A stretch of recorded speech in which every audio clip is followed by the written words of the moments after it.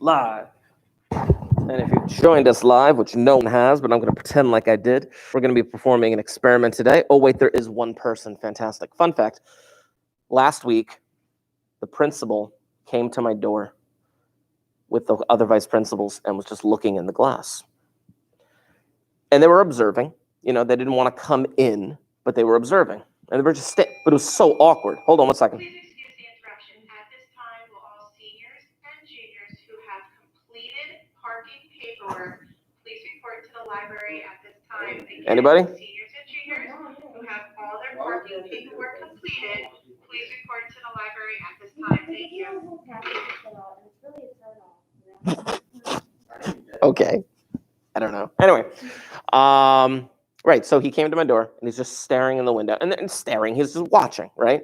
And then so I'm teaching a class. I was teaching AP Stat, and I noticed them, and they looked at me and they gave me like the thumbs up or whatever, right? And I'm like, okay.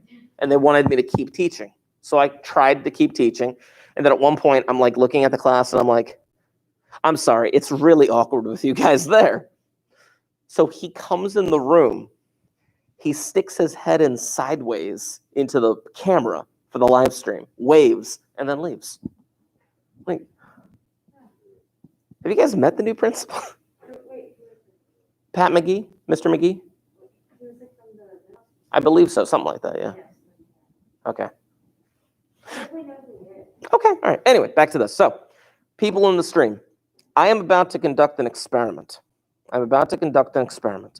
But unfortunately, the people in the stream, I can't have you participate in the experiment because there is a level of secrecy to what I'm about to do. When I conduct the experiment with you guys that are in class right now, I'm going to have you perform the experiment. And while you are performing the experiment, I'm going to visibly try to clue in the people in the live stream as to what it is that I am doing. Now, with this experiment, let's think about the circumstances that we're in. We're all in identical circumstances. You're all sitting at desks. It's the same time of day, blah, blah, blah, blah, blah. You're all exhausted, whatever. I don't care. Now, in a moment, I'm going to give each of you a strip of paper. On this strip of paper are going to be letters. Now, your job, and I'm going to give you roughly a minute. I'm going to give each of you roughly a minute to memorize the letters on the strip of paper. Now, you have that minute to try to memorize the letters on the strip of paper. Then you are going to put the strip of paper face down somewhere else under your desk. I don't care. I'm going to give you a note card, and you're going to have to write down as many letters as you can remember in order. That's the way that's going to be. This is the experiment. Each of you will be given a strip of paper. The same letters will be on each strip. Keep that in mind. There won't be any conversing or anything like that. I'm going to give you 1 minute to memorize said letters. Then you're going to put that strip underneath somewhere else, face down. Don't look at it, honor system. And then I'm going to give you a note card, and you're going to write down as many letters as you can within another minute. And then after that minute is up, pencils down, and we are going to see what your score is. You'll get a point for each letter that you get correct, but it has to be in order. So basically, this is not the order. This is not the order. But if you wrote down like A, B, C, E, then you only get credit for the first 3 letters that you got correct. That's the way it's going to work. Because the moment that you mess up, boom, your score is over. So let's see what happens. Hold on.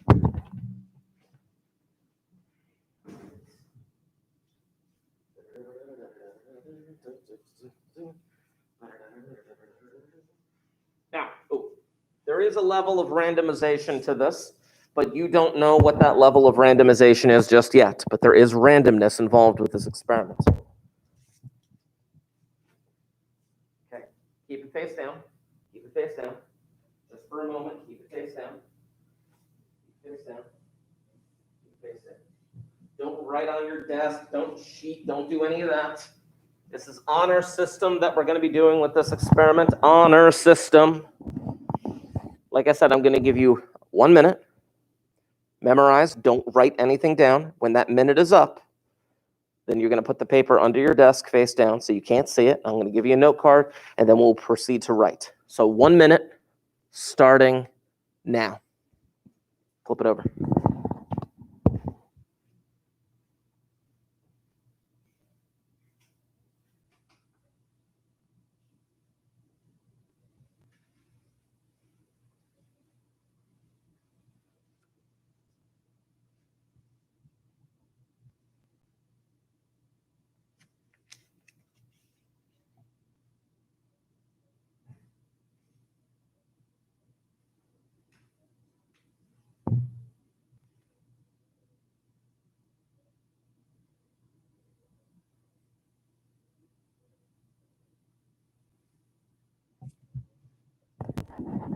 You'll see.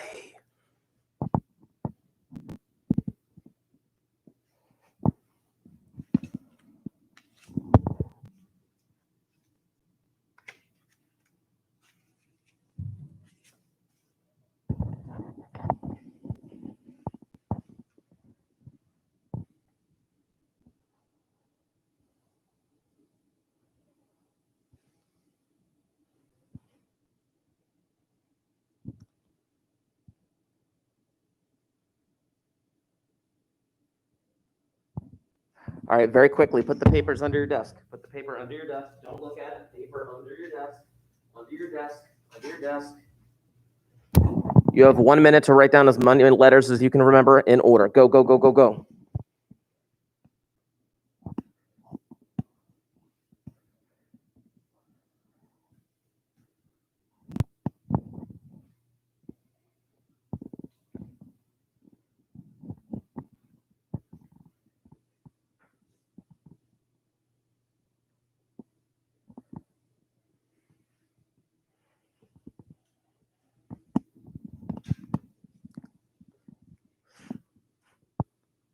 For those of you joining us in the chat, we are performing an experiment. I'm going to show you what that experiment entailed in a little bit. These are my guinea pigs in the classroom right now. They're each trying to write down as much as they can. And then we're going to see what kind of score they can get. And then I'll explain to you how the experiment actually worked. All right, pencils down, pencils down, pencils down. Okay, now pick up the strip of paper that you got and figure out what your score is going to be. For every letter in order, correct, you give yourself a point. The moment that you messed up, that's it, no more points. So do that, write your score on your note card. You score a point for every letter in the correct order, and then the moment that you messed up, that's it, no more points.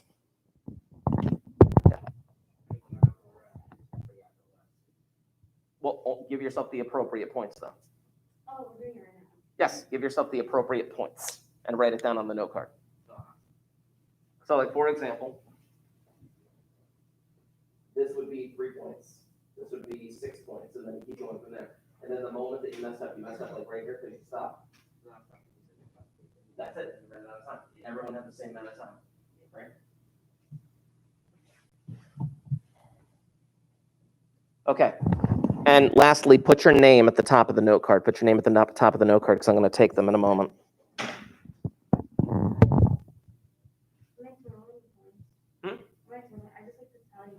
Yeah, total. I want a grand total number of points. Grand total number of points. All right.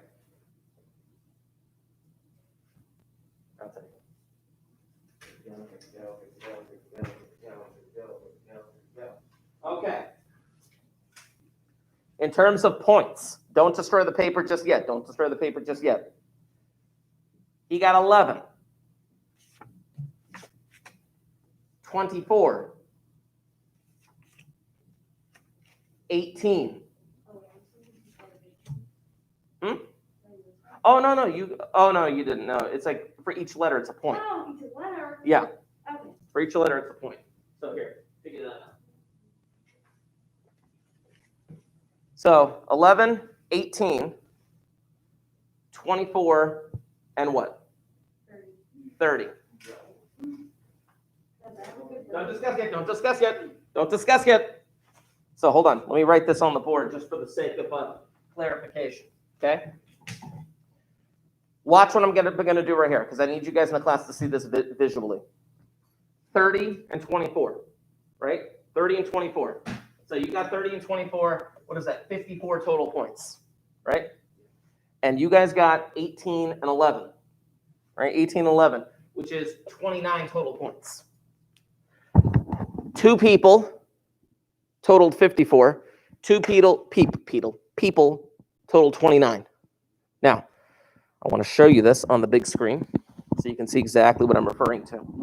You guys didn't have the same strips of paper. You had the same letters, but you did not have the same strips of paper. Let me show you what I mean. Duplicate. Boom. Okay. Two of you had this strip of paper.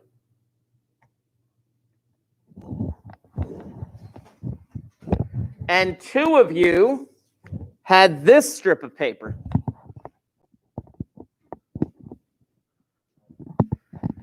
You can pretty much figure out who had what now. You guys had the bottom strip, whereas you guys had the top strip.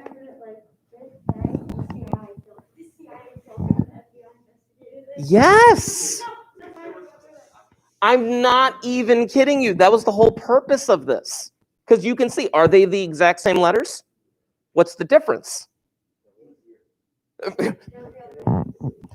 One order of letters is significantly easier to memorize because of the way the dashes are put into place, where you can take the letters and create some kind of word association with it. Whereas the bottom strip seemingly was random, right? This is part of the experiment. Now, what came into play with this experiment was I was trying to determine whether or not the dashes would play a role in the success of memorizing letters. And I had group 1, which is considered, I guess, to be like somewhat of a control group, and group 2, which is the treatment group, so to speak. I guess they both could be treatment groups to an extent, which we're going to get to with our notes.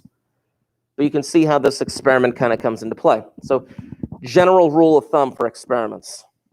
Number 1, there has to be some sort of treatment. There has to be some sort of manipulation to the subjects, which you guys were the subjects of this particular experiment.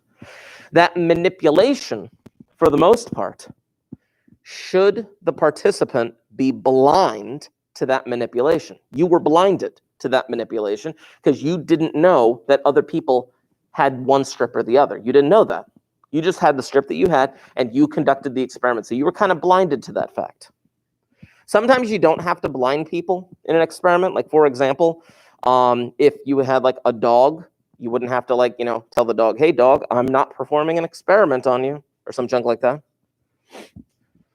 When they do drug trials, you do have to be blinded to the fact as to whether or not you're actually getting the real pill or if you're getting the fake pill. You guys know the name of that fake pill? You've heard the word before. You heard of a placebo? Yeah, that's like a fake pill. Now, it's still a treatment within the idea of the experiment, but the person participating in the experiment can't know. They can't know. Do you know why they do placebos, like fake treatments? Yeah. They do it because, okay, I have this brand new drug that could reduce, I don't know, headaches or some junk like that. I don't know. So I have 50 people, and I give 25 of them the real pill.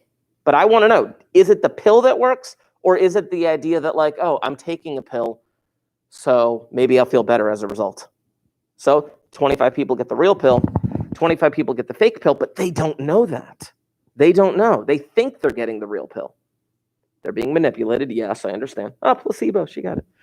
Doesn't help because it's placebo.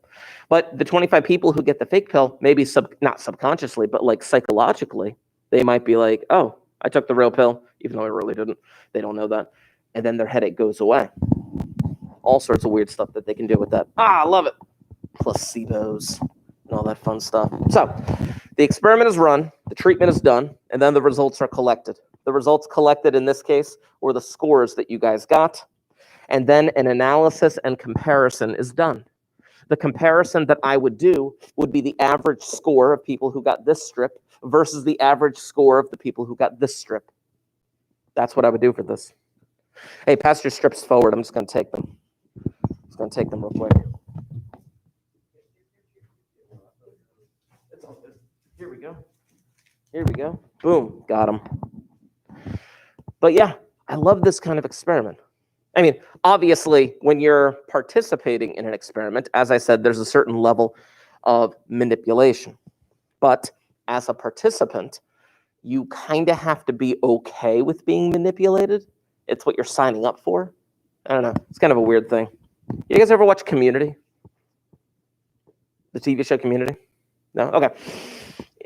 Brief rundown. In season 1, there was this professor who was a professor of psychology in which he was conducting an experiment in which like 25 students are sitting in a room like this, and they're waiting, and then somebody comes in and says, the experiment, we're running a little bit behind, the experiment will start in about 5 to 10 minutes.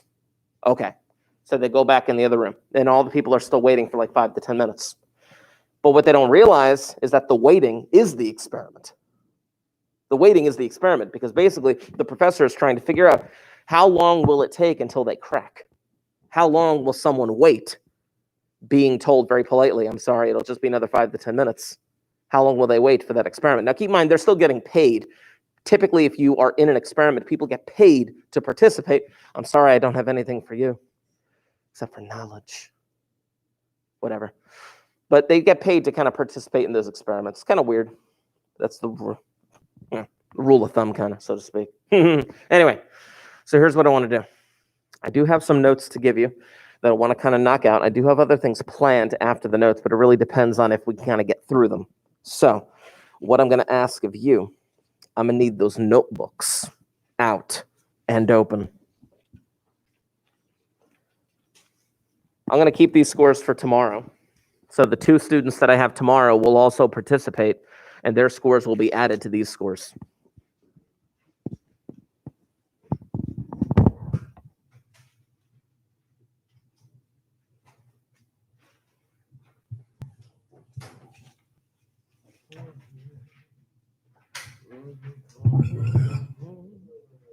I know, right?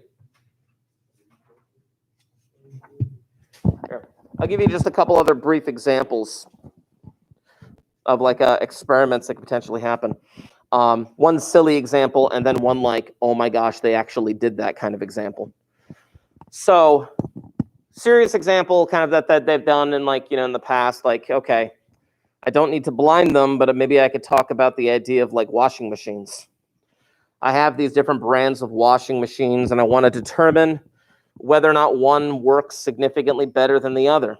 So you do something along the lines of, you get these white shirts that are identical to each other, you get them significantly dirty, maybe you get one lightly dirtied, medium dirtied, and heavily dirtied, and then you wash them. But you wash them in separate washing machines on separate cycles, separate loads or whatever, things of that nature. And then in the end, there's someone who doesn't know which machine it went to or what level of dirtiness they used. And that person would then determine the cleanliness based on a scale of 1 to 10 of the shirt that came out of the machine. Something along those lines, something very rudimentary like that. Again, there would be a lot more details that would go into it, but that would be a valid experiment that someone would then run in order to determine which washing machine works better. Let me give you an, oh my gosh, I can't believe they actually did that example. Back in the 1940s and 1950s, ethics were much looser when it came to experiments. Have you ever seen the experimental footage of them dropping babies in water? You have? Nice. Brand new baby, you drop it in water, guess what it does? It actually swims. I'm not even kidding you. You can't do that nowadays. There are ethics behind it, but let me give you a different type of experiment. So they have an experiment where they pay somebody to participate, and you walk up to like this like kind of like switchboard, right? And the idea is like, okay, here's the experiment. You're going to sit here, and there's going to be somebody telling you which buttons to press. And then you press the button. And the guy's like, okay, cool. So they sit in the chair, And they walk up in front of the panel, and the guy's like, press button number 3. So he pushes button number 3, and nothing happens. Cool. And he's like, okay, press button number 5. And he presses button number 5. And then through the wall, he can hear screaming. I'm not even kidding you. This actually happened. This type of experiment that I'm describing right now. And then the guy's like, whoa, what just happened? And the guy's like, don't worry about that. Hit button number 4. And the guy's like, a little hesitant, and he pushes button number 4. Nothing happens. Okay, now push button number 2. Button number 2. Rah! Screaming in the other room. What is going on over there? Don't worry about that. Don't worry about that. Just keep pushing the buttons we tell you to push. Yeah, I know. She's like freaking out at the experiment in the live chat. But this actually happened in the 1950s. If you can believe it or not. Now, today, you couldn't get it. It was an actor. It was an actor. It was an actor pretending to be like tortured. You know what I'm saying? But the general idea behind the experiment was that the participant didn't know that, and the participant thought that they were hurting the person in the next room.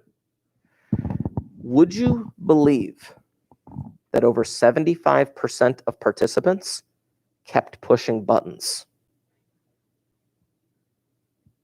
I know.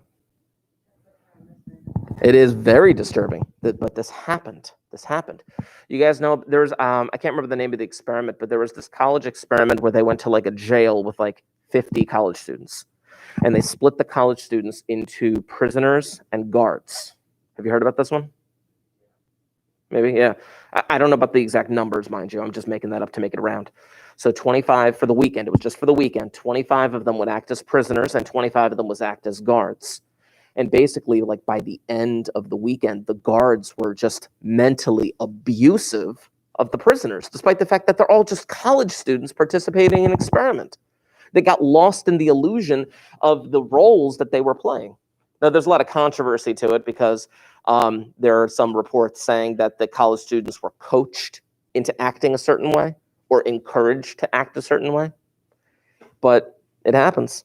Ah, yeah. Emily, you remember that? Nice. That's cool, though. Yeah.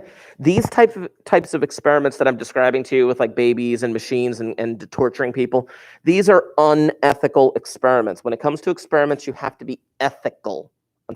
Unfortunately, you know, I talked about smoking the other day or the other week, where in the 1960s, they were like, listen, we can't prove that smoking causes cancer because you want to do that, you're going to have to do like an experiment or a long-term observational study. Well, think about it. You can't do an experiment to show that smoking causes cancer because in order to do that, you would have to have willing participants who would either begin smoking for 20 years or would agree to not smoke for the next 20 years or something like that. And then after 20 years, then you'd be like, okay, who developed cancer? That is unethical. You can't do that. People have to basically voluntarily either begin smoking or whatever. So that's why you can't do an experiment to prove smoking causes cancer. You have to do a long-term observational study. I'll do you one better. Before we get to the notes. There was a documentary a few years ago. I can't remember the name of the documentary, but it was in England. And what they did was, in one day, there was like a bunch of like kids born all on the same day in like this country, somewhere in England, let's say. And the documentarian kind of worked with all of these mothers and, you know, documented the babies when they were born. Then, 7 years later, the documentarian person revisited the babies, who are now 7. And interviewed the parents, kind of got some footage together, trying to say who are these kids, what are their likes, what are their dislikes. They were all born on the same day, but now they're 7 years old. Then the documentarian came back 7 years later and continued coming back 7 years later with the permission of the parents, and then eventually with the permission of the adults who they turned into, kept coming back every 7 years till they were 56 years old. Just to see, like, where are they now? Have they been successful? What were their dreams? Did they fulfill their dreams, kind of thing? They were all born under similar circumstances. What ended up happening over the course of time? That would be an amazing long-term observational study. Because that's what it is. The documentarian is not manipulating anything. If there's no manipulation, then there's no experiment. That's why it's an observational study. I love it. I forget the name of it, though. I really do. But anyway, back to this. We got to talk about bias. When you are conducting an experiment, or if you are conducting a survey or anything along those lines, you have to leave your bias at the door. You are not allowed to bring in any of your preconceived notions. Today is the 28th. We're talking bias/experiments. Bias/experiments. I'm going to bring in the live stream in my phone right here so I can see the chat. There we go. So just so you guys know, I can see the live stream and the 4 people that are in there. So if you have questions or anything like that, please, by all means. Let's talk about voluntary response. Voluntary response bias. People are invited to respond. Those who do are counted.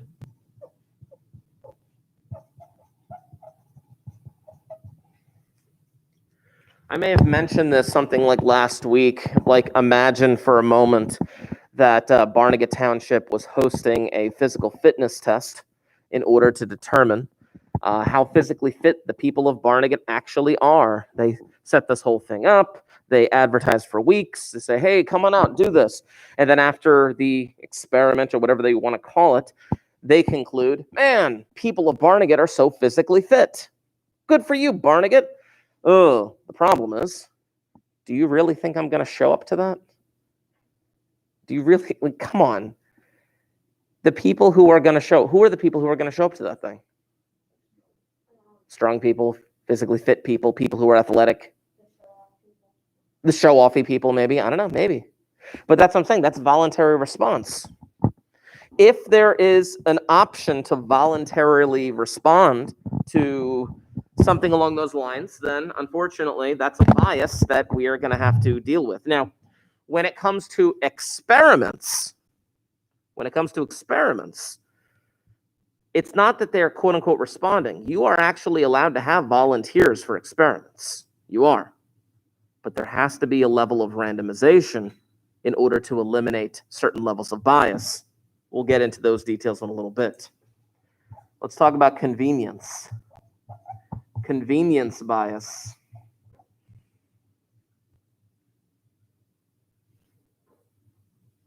Oh, cool.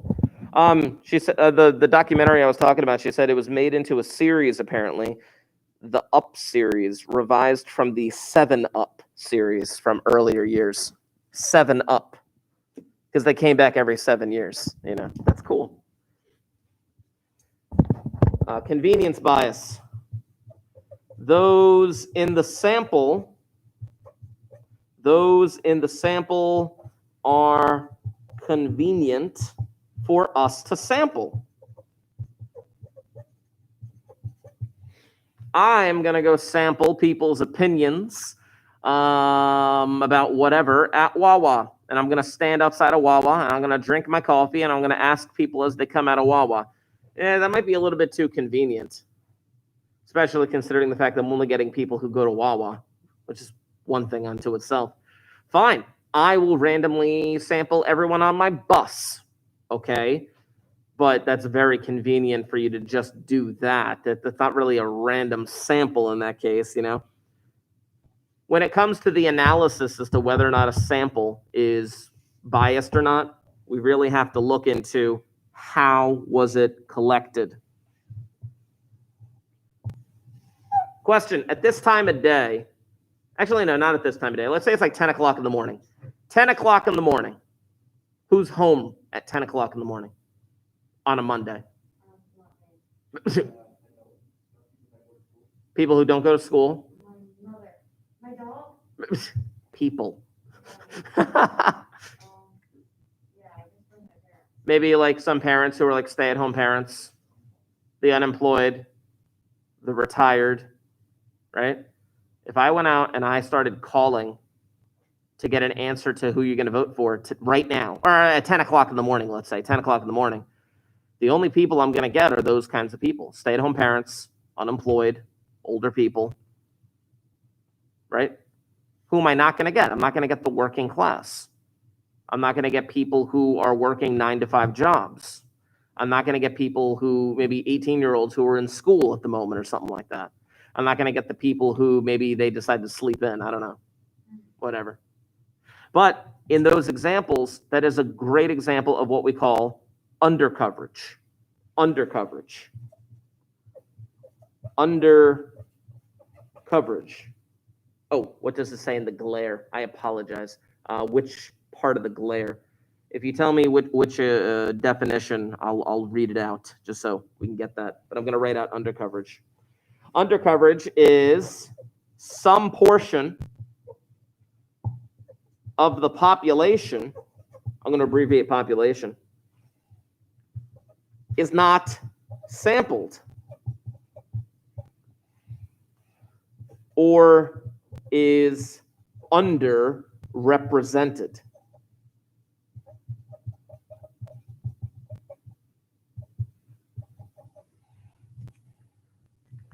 Some portion of the population is not sampled or is underrepresented.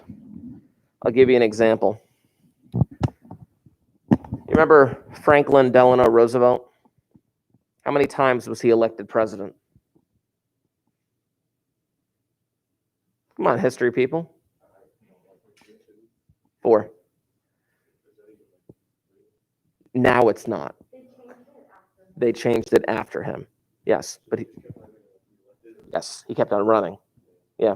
The 2-term rule was just set by George Washington. It was unofficial, though, you know. The first one under voluntary response bias. 3. Oop. So under voluntary response bias, it says convenience bias. Convenience bias is those in the sample are convenient for us to sample. Franklin Delano Roosevelt, it was like the 1936 or 1940 election. I can't remember what it is.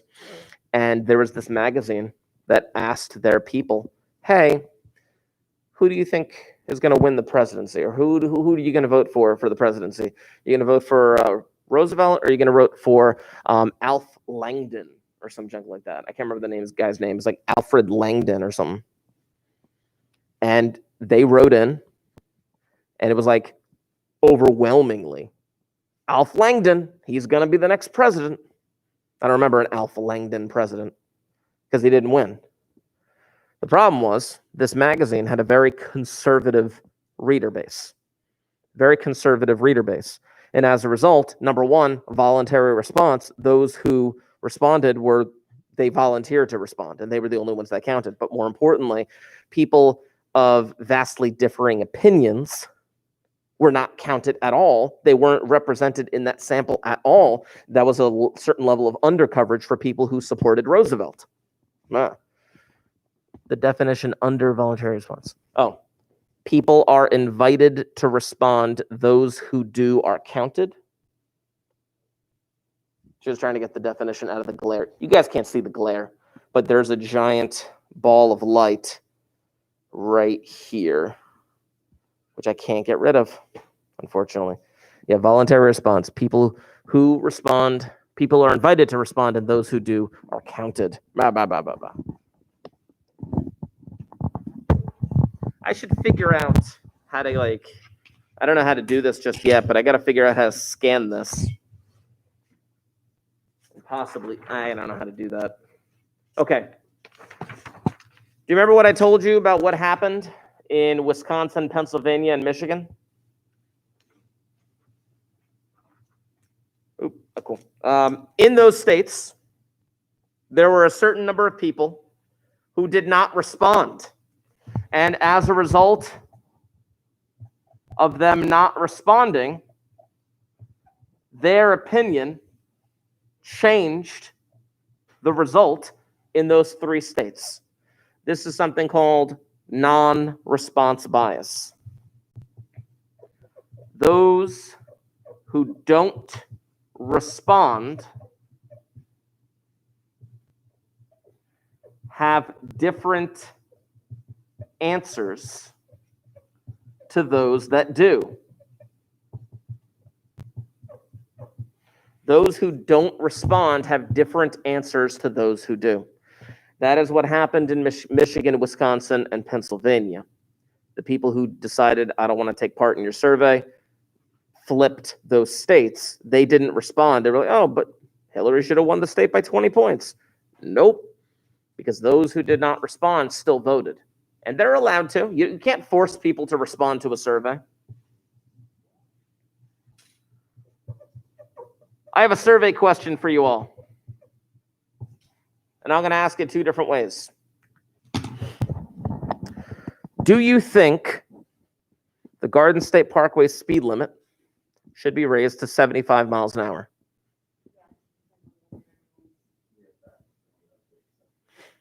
Let me ask it a different way. Studies show that for every mile increase in the speed limit raises the chances of people dying. So would you agree to raising the speed limit on the parkway to 75 miles an hour, even though it would greatly increase the risk of people dying? Whoa, whoa, whoa, whoa, whoa, whoa, whoa. No. Before you said yes. Yeah.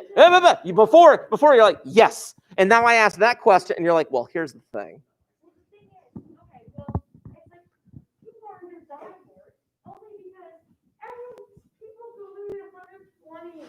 On the parkway, like that's their choice. Now, what I just did was a perfect example of response bias. Response bias is not the opposite of non-response. Non-response is those who don't actually respond, like Michigan, Wisconsin, Pennsylvania. If they don't respond, they have differing answers. But response bias is exactly what just happened. Oh, that was amazing. Response bias is anything in the sorry, that was funny. She said I tricked you with my words. Response bias is anything in the survey design that influences the response or causes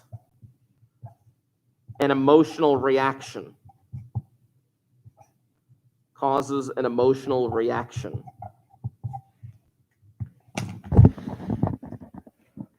I could ask the question,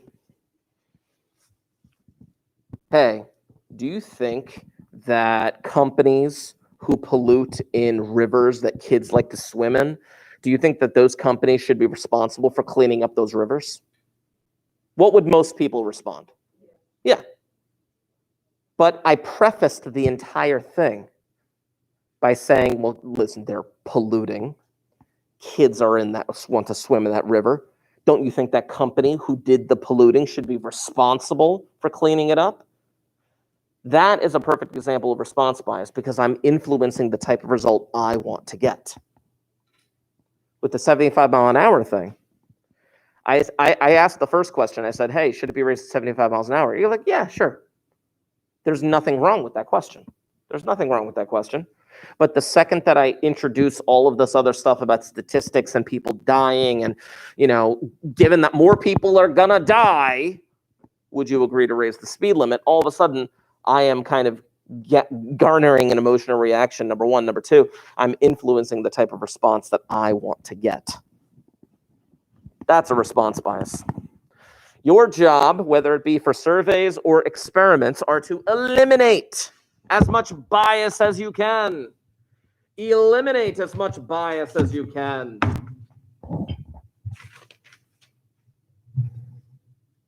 Okay.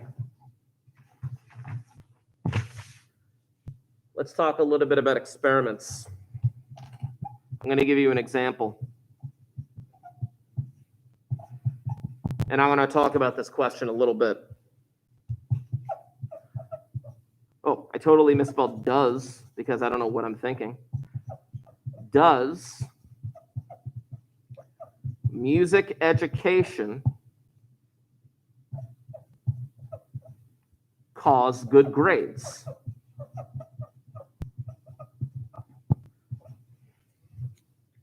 Now, this is not a survey question. This is not a survey question. I'm not trying to get your opinion on the matter.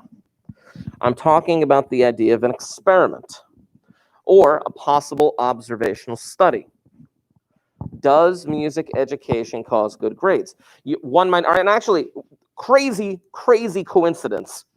Last year, I was teaching this exact thing, and I wrote this question on the board. And who should walk by Mr. Orecchio? He walks by. He pops his head in the door, and he looks at the question, and he says, yes, and then he walks away. I'm like, all right, cool, but we don't have the data for it just yet.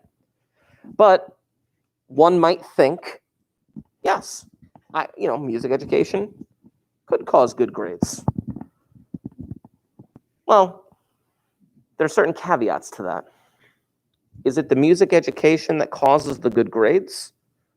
Or are students who are more inclined to get good grades drawn towards music education?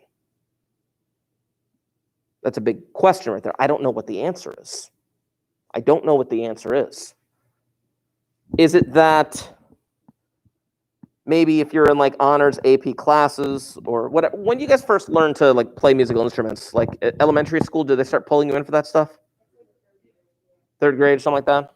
Everybody have an equal chance? You got no choice? No, you got a choice. Oh, okay, you got a choice. Okay. Elementary school. You're a kid who like does very well. Your parents are kind of suggesting you get involved in extracurriculars and junk like that, and then music comes along, and you're like, all right, fine, I'll do music. But you maybe have been more inclined or more pushed as a result to go in that direction, maybe because your parents are like, yes, do that. Whereas a kid who maybe they don't have a great home life, or maybe they don't have like supportive parents or something like that. I don't know what everyone's background is, but in that case, that kid would be less inclined to do this extracurricular. Wait, like education on music or learning through music? No, you don't. You don't sound that way. Wait, what were you saying about the trumpet? Okay. Nice. Yeah. But this would be interesting because this would be a very good observational study. Unfortunately, I don't think that we would be able to do an experiment with something like this because you can't force a kid to learn a musical instrument and then see if it affects their grades. Couldn't do that. That would be a little unfortunate. You couldn't force a kid to not learn a musical instrument. You would have to let them choose for themselves. So this would be actually a very good observational study. Maybe you start tracking in like third grade, you said?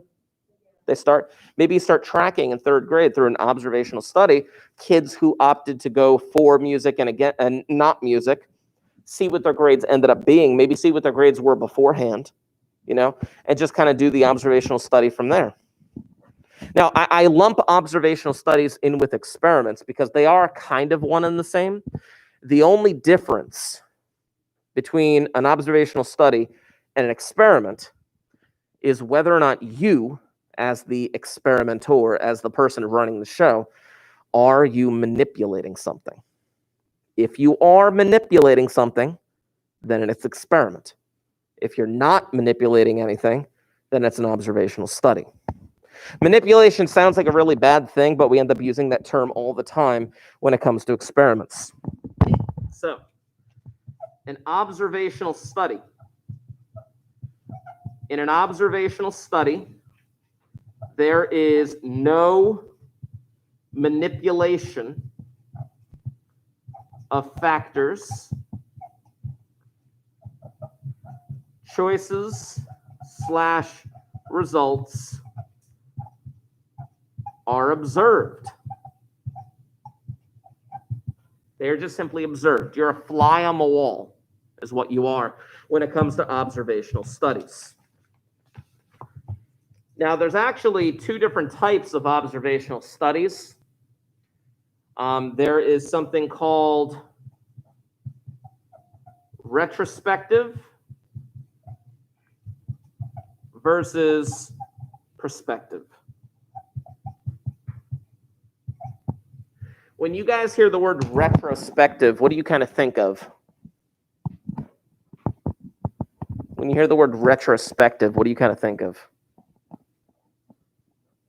Retro. I don't know. What do you think? 80? Oh, okay. Wow. That's funny. You know, it's really funny. I grew up in the 90s, and I still thought that the 80s were like super old. Just saying. They were doing like 80s dress-up days in the late 90s. Anyway. No, they could really good. The 80s were just dumb. Anyway, retrospective. Yeah, you think retro, you think old. Retrospective is basically looking at the past, looking at past results, things that have already happened. Prospective studies are the exact opposite. How would you label prospective studies? I couldn't hear. Afterwards, possibly looking towards the future. A prospective study, you might start it now, but then it continues as events unfold throughout the future. Like that like that documentary about the guy checking in with the kids every 7 years. That was a prospective study. He didn't know what was going to happen. He just checked back in with them every 7 years, prospectively, as the time went off into the future. Sometimes it can be a little mixture of both retrospective versus prospective. So can it just be like an observational study? Well, yeah, it could be. Somebody once described an observational study as like, I'm going to stand at a street corner and I'm going to observe cars as they come up to the stoplight and see how many cars, depending on when it hits yellow, actually go through the red light or some junk like that. Like, that's an interesting study. Technically, I guess you could label that as prospective because you're about to see what is going to happen. So they can technically be folded into one or two, retrospective and prospective. Let's talk about experiments. I wanted to get to something else, but I have to get these notes out now. An experiment is a manipulation of factors. I manipulated you when you came in the room. Has to have random assignment. We started this whole school year talking about randomness. Random assignment is a major deal here. Major deal here. There are only 4 of you in the classroom right now. But my random assignment was taking those 4 strips of papers. The 80s just happened then. I took those 4 strips of papers, which were 2 and 2. 2 of them had the letters that you could make things out of: JFK, CIA, FBI, blah, blah, blah, blah, blah. And 2 of them were more randomized, and it was a little more difficult to memorize those letters. Basically, it was like the easy strip and the hard strip. But I randomized them. I mixed up the papers in my hand and then randomly gave them out to each and every one of you. I did not know beforehand who would get what paper. I did not plan that out. But there has to be a random assignment. So first of all, manipulation of factors. My manipulation was the fact that I had 2 different style of letters. My random assignment was randomly giving you that strip of paper. Then I was able to compare those results.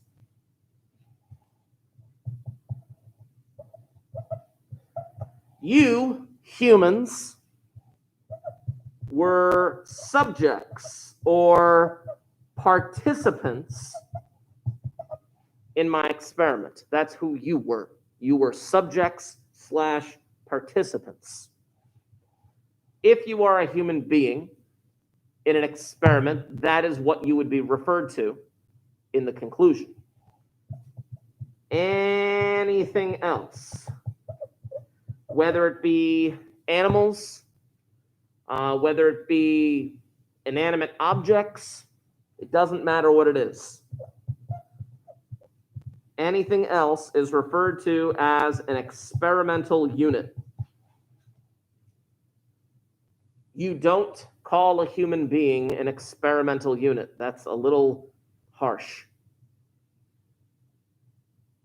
That'd be a cool insult, though. Shut up, you experimental unit. Anyway. Move that up a little bit. Move that down here. There we go. Now, this statement I've made a number of different times. The following statement I have made a number of different times. And this is the last little bit of notes that I'm going to give you today. That's the last little bit of notes on this thing right here. And then I'm going to, I definitely could though. To make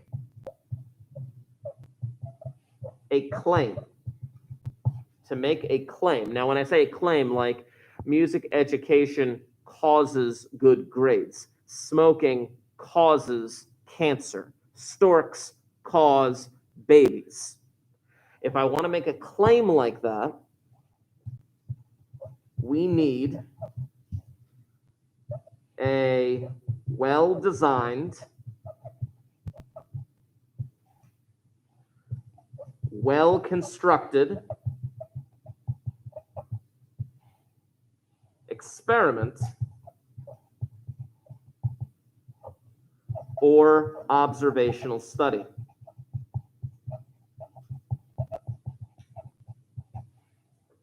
To make any type of claim, we need a well-designed, well-constructed observational study. How much time I got? I got roughly 12, 13 minutes. I got to see if that video is too long.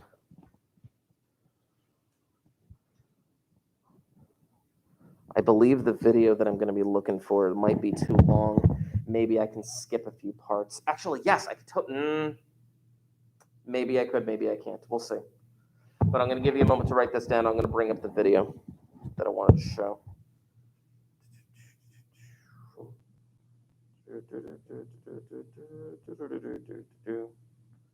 Boom, boom. Ah, blast. Oh, no, it's a bit longer than I would have hoped.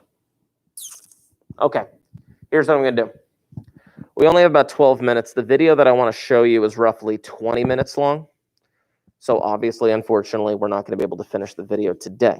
But I am going to put the video into our Google Classroom so that you have an opportunity to finish it with whatever we don't finish in class here today.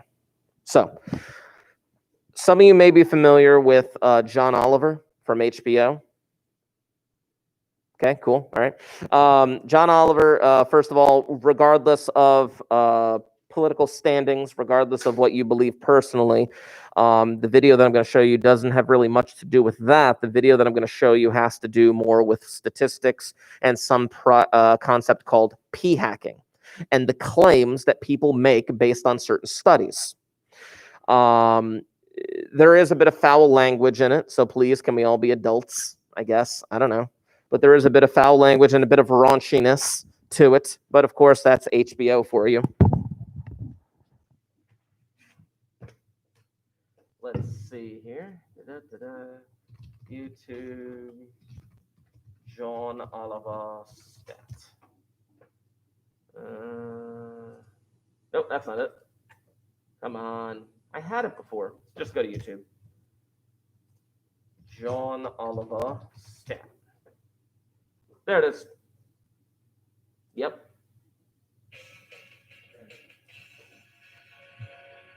Science. The thing we love and respect so much, we only allow scientists to be portrayed by the likes of Arnold Schwarzenegger, Nicolas Cage, and Al Pacino. That is how much we respect them and the complexity of the work they do. Science is constantly producing new studies, as you would know if you've ever watched TV. A new study shows how sugar might fuel the growth of cancer. A new study shows late-night snacking could damage the part of your brain that creates and stores memories. A new study finds Pizza that was me. The most addictive food in America. The new study suggests hugging your dog is bad for your dog. A new study showing that drinking a glass of red wine is just as good as spending an hour at the gym. What? Now, again, just to recap, these are obviously real news reports, but these studies that they're trying to do are experiments and observational studies, but they're taking the results and they are manipulating the results in such a way in order to get a proper headline on a local news channel, because statisticians get paid big bucks in order to hide the true results. That last one doesn't even sound like science. It's more like something your sassy aunt would wear on a t-shirt.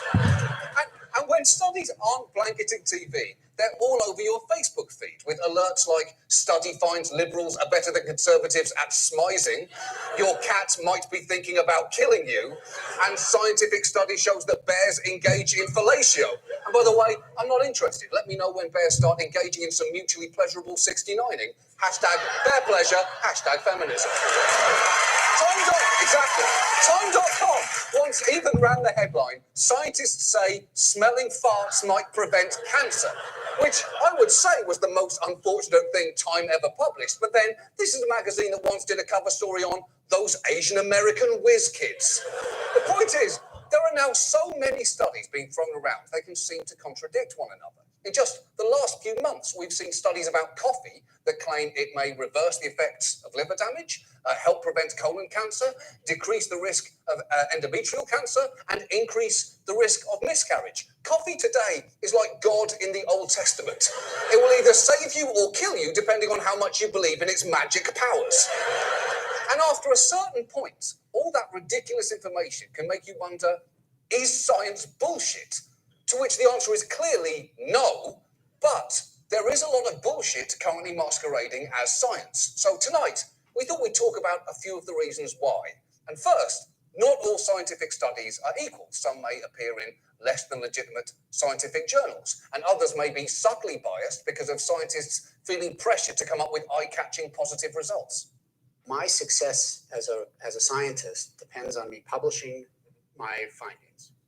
And I need to publish as frequently as possible in the most prestigious outlets that I can. Now, that's true. Scientists are under constant pressure to publish, with tenure and funding on the line. And to get published, it helps to have results that seem new and striking, because scientists know nobody is publishing a study that says nothing up with acai berries. And to get those results, there are all sorts of ways that, consciously or not, you can tweak your study. You could alter how long it lasts, or make your random sample too small to be reliable, or engage in something that scientists call p-hacking. That's p-hacking with a hyphen, not to be confused with facking, which, as I think everyone knows, is a euphemism for fucking the Philly fanatic. Now, p-hacking is very complicated, but it basically means collecting lots of variables and then playing with your data until you find something that counts as statistically significant, but is probably meaningless. For example, the website 538 surveyed 54 people. Hey, we saw that. Never mind. And collected over 1,000 variables, and through p-hacking the results, was able to find statistically significant correlations between eating cabbage and having an innie belly button, drinking iced tea and believing Crash didn't deserve to win Best Picture, and eating raw tomatoes and Judaism. And the only thing tomatoes have in common with Judaism is that neither of them really feel quite at home in the upper Midwest. But you don't even need... Now, again, the idea of p-hacking, just as an idea, think about storks bringing babies. That's the same concept. You find two things that correlate with each other, and then you publish a scientific study on that. To engage in these kinds of manipulations to get results that don't hold up. Even the best designed studies can get flukish results. And the best process that science has to guard against that is the replication study, where other scientists redo your study and see if they get similar results. Unfortunately, that happens way less than it should. Replication studies are so really funded and they're so underappreciated. They never get published. No one wants to do them. There's no reward system there in place that enables it to happen. So you just have all of these exploratory studies out there that are taken as fact, that this is a scientific fact that's never actually been confirmed. Exactly. There is no reward for being the second person to discover something in science. There's no Nobel Prize for fact-checking. And incidentally, there's no Nobel Prize for fact-checking is a motivational poster in Brian Williams' MSNBC dressing room. And for all those reasons, scientists themselves know not to attach too much significance to individual studies until they're placed in the much larger context of all the work taking place in that field. But too often, a small study with nuanced tentative findings gets blown out of all proportion when it's presented to us, the lay public. Sometimes that happens when a scientific body puts out a press release summarising the study for a wider audience. For instance, earlier this year, a medical society hosted a conference at which a paper was presented comparing the effects of high and low flavanol chocolate during pregnancy.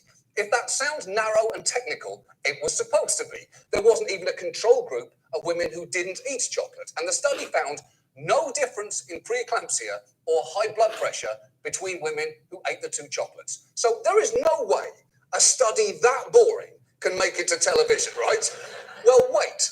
Because that medical society issued a press release with the much sexier but pretty misleading title, The Benefits of Chocolate During Pregnancy. And because most TV producers just read press releases, this happens. Turns out if you're pregnant, eating 30 grams a day of chocolate, that's about 2/3 of a chocolate bar, not the whole chocolate bar, could improve blood flow to the placenta and benefit the growth and development of your baby, especially in women at risk for preeclampsia or high blood pressure in pregnancy. Except that's not what the study said. It's like a game of telephone. The substance gets distorted at every step. And I can only imagine how someone who watched that segment must have described it the next day. Oh, the news said our baby is made of chocolate and it's okay if I eat it, but only 2/3. And it is not like the media needs help blowing things out of proportion. Remember that Time story about farts and cancer? It turns out the study never mentioned either of those things. It just pointed out that certain sulfide compounds are useful pharmacological tools to study mitochondrial dysfunction. And while that Time story was later heavily corrected, the scientists told us that we still get phone calls and emails from strange radio and TV shows wanting us to talk about farts, which is clearly a waste of their time. They're doing valuable work. They shouldn't be wasting their time fielding calls from drive time DJs, Gasman and The Beef. And there is no doubt some of this is on us, the viewing audience. We like fun, poppy science that we can share like gossip, and TV news producers know it. That is why you constantly hear stuff like this. Men, listen up. A brand new study says a woman is more open to romance when they are full opposed to being hungry. Okay. First of all, no shit. Anyone is more open to anything when they aren't hungry. But you should know that study involved only 20 women. And you cannot presume that 20 women can speak for all women. This is science, not the United States Senate. And then there was this eye-catching report from just last year. A university in England says drinking champagne every week may help delay dementia and Alzheimer's disease. They say only 1 to 3 glasses a week, not a day, a week, can be effective for your health. Fantastic news. No, it isn't. No, because there's a big issue with that study, aside from the fact that if you are celebrating with champagne 3 times a week, your standards for celebration need to be much higher. Champagne is acceptable on New Year's, Valentine's, birthdays, and if and when Henry Kissinger dies, and that's it. That is it. That is the full list. But the bigger issue is that study was performed on rats. And how do you not tell people that? And how do you not also show them photos of the experiments? Oh, you'd think they would have paired it with some cheese, but it appears they went with cocaine. God, that's chic. Those are chic rats. It's not the drugs that make them cool, it's their confidence.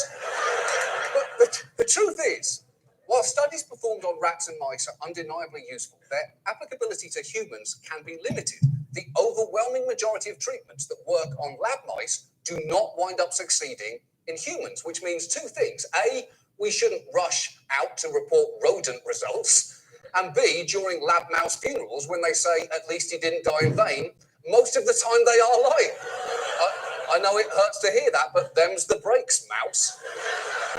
Now, to be fair, it's not always the news media. Sometimes researchers themselves will oversimplify the science. Even TED Talks, which have had some amazing speakers, have also featured some morning show style science in the past, like Paul Zach's 2011 talk on a hormone produced in the brain called oxytocin, which he even gave a catchy. All right, I have to pause it there. Like I said, you can watch the remaining 9 minutes. It's hilarious because they do their own fake TED Talk. It really is worth it. I'll post it in the Google Classroom. Keep an eye out for some assignments. Obviously, there's a couple already due this week. Zip.